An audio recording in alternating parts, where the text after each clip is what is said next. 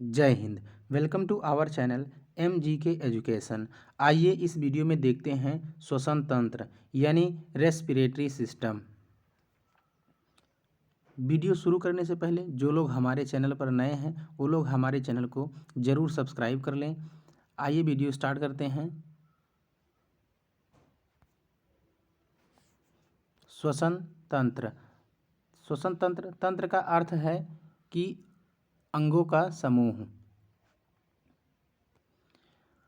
अंगों का ऐसा समूह जो श्वसन की क्रिया में सहायक होता है उन्हें सामूहिक रूप से श्वसन तंत्र कहते हैं। कहने का अर्थ है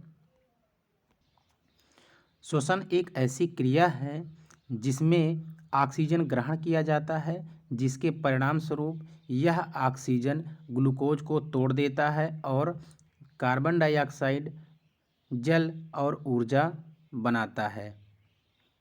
तो यह जो बनने की प्रोसेस है इसी को कहते हैं श्वसन।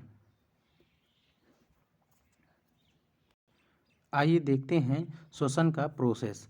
तो सबसे पहले क्या होता है कि जो हवा होती है, वायु का मिक्सचर होता है, वो हम नाक के सहारे जो है हम सांस लेते हैं और यह क्या होता है, यह ट्रेकिया के सहारे होता हुआ फेफड़े तक पहुंचता है। अब फेफड़ा क्या करता है कि फेफड़ा जो है वो ऑक्सीजन को छान करके रुधिर के पास भेजता है।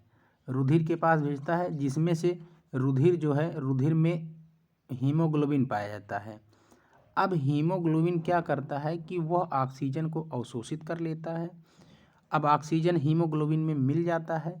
हीमोग्लोबिन में मिल जाता है, मिलने के बाद यह जो है सीधे सेल के पास जाता है, जिसमें हीमोग्लोबिन और ऑक्सीजन का मिक्सचर जो है वो सेल के पास जाता है, हमारी कोशिकाओं के पास जाता है। अब कोशिकाओं के पास जब जाता है तो कोशिका के पास में ग्लूकोज पहले से ही रहता है और हीमोग्लोबिन में जो है ऑक्सीजन, हीमोग्लोबिन के साथ ऑक्सीजन पहुंचता है और यह दोनों अभिक्रिया करते हैं। और इस अभिक्रिया में कार्बन डाइऑक्साइड, जल और ऊर्जा, ये तीनों के तीनों बनते हैं। यानी कि ग्लूकोज ऑक्सीजन से अभिक्रिया करने पर ये क्या करता है कि जल और कार्बन डाइऑक्साइड और एनर्जी में टूट जाता है। एनर्जी में टूटता है किसके फॉर्म में, तो एटीपी के फॉर्म में। एटीपी के फॉर्म में टूटता है। एटीपी का फुल फॉर्म होता है एडिनोसिन ट्राईफॉस्फेट।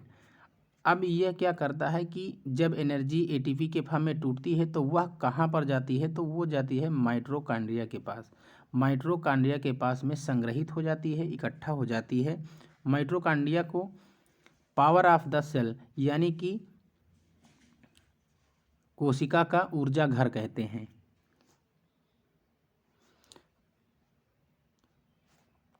एक बार फिर से प्रोसेस को समझ लेते हैं। सबसे पहले क्या होता है कि हवा जो है नाक के सहारे हमारे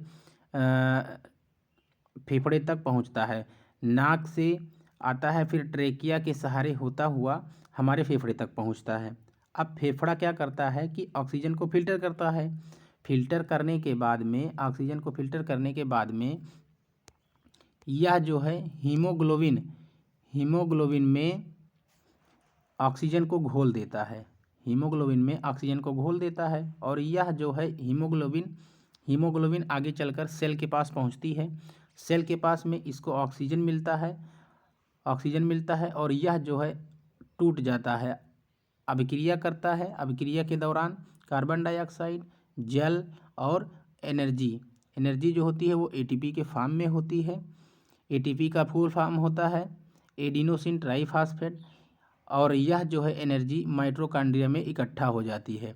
माइटोकॉन्ड्रिया को कोशिका का ऊर्जा घर कहते हैं।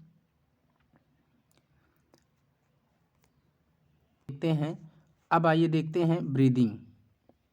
ब्रीदिंग का मतलब क्या होता है, सांस को अंदर लेना और सांस को बाहर छोड़ना, ये कहलाता है ब्रीदिंग। हिंदी में इसको कहते हैं श्वासोच्छ्वास। तो सांस का अंदर लेना और बाहर छोड़ना यही कहलाता है ब्रीदिंग। अब ब्रीदिंग के दौरान में दो प्रोसेस होता है। एक होता है सांस का अंदर लेना और एक होता है सांस का बाहर छोड़ना। तो सांस का अंदर लेने में जो है कितनी ऑक्सीजन की मात्रा होती है, कितनी कार्बन डाइऑक्साइड की मात्रा होती है, कितनी नाइट्रोजन की मात्रा होती है, ये देखते हैं आगे हम। जब हम सांस को अंदर लेते हैं तो क्या होता है, जो ऑक्सीजन होता है उसकी वैल्यू होती है 21%, और जो कार्बन डाइऑक्साइड होता है उसकी जो वैल्यू होती है वो होती है 0.03%। और वहीं नाइट्रोजन की बात करी जाए तो नाइट्रोजन जो है वो होता है 78%। अब प्रोसेस कैसे होता है सांस का अंदर लेना, ये प्रोसेस होता कैसे है, तो एक होता है डायाफ्राम।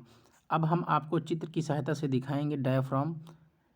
अब जैसे डायाफ्राम नीचे की ओर जाना, तो नीचे की ओर जाने पर क्या होता है कि फेफड़ों का फैलाव होता है और फेफड़ों में हवा भरती है।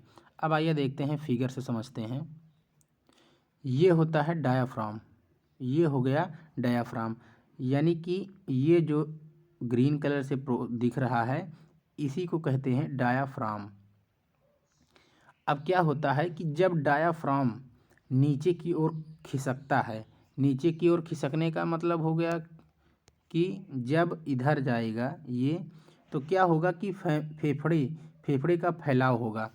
अब फेफड़े का फैलाव होगा, या नीचे की ओर जाएगा तो यही फेफड़े का फैलाव होगा। इसमें क्या होता है, हवा भर जाती है। अब जब हवा भर जाएगी तो क्या होगा, इसमें हवा भरेगी फेफड़े में और ये क्या होगा, फूल जाएगा। तो सांस का अंदर लेना मतलब डायाफ्राम का नीचे जाना हो गया, और इस फेफड़े में हवा भर जाती है। ये तो हो गया हमारा डायाफ्राम नीचे जाने का प्रोसेस, और इसमें हम सांस को अंदर लेते हैं, अंदर खींचते हैं। अब देखते हैं जब सांस को बाहर छोड़ते हैं उसका प्रोसेस क्या है। तो सांस को बाहर छोड़ते हैं, उस दौरान क्या होता है कि ऑक्सीजन जो है वो, ऑक्सीजन की वैल्यू घट जाती है, हो जाती है कितना, तो 17%। ऑक्सीजन की जो वैल्यू है वो हो जाती है 17%। कार्बन डाइऑक्साइड की अगर बात करी जाए तो कार्बन डाइऑक्साइड हो गया हमारा 3 से 4% हो जाता है। कार्बन डाइऑक्साइड जब हम सांस को अंदर लेते हैं तो 0.03% होता है, और वहीं जब सांस को छोड़ते हैं तो वो बढ़ कर के 3 से 4% हो जाता है। क्योंकि जब ग्लूकोज और ऑक्सीजन दोनों की अभिक्रिया होती है उस दौरान ऑक्सीजन की वैल्यू बढ़ जाती है।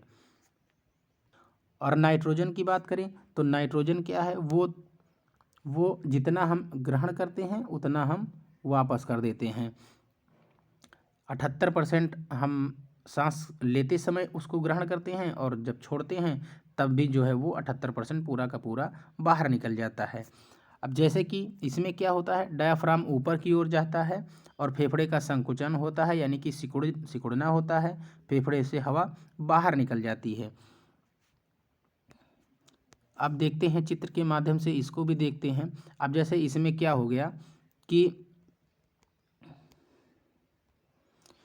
देखिए, जैसे इसमें है डायाफ्राम का ऊपर जाना। अब ये हो गया हमारा डायाफ्राम।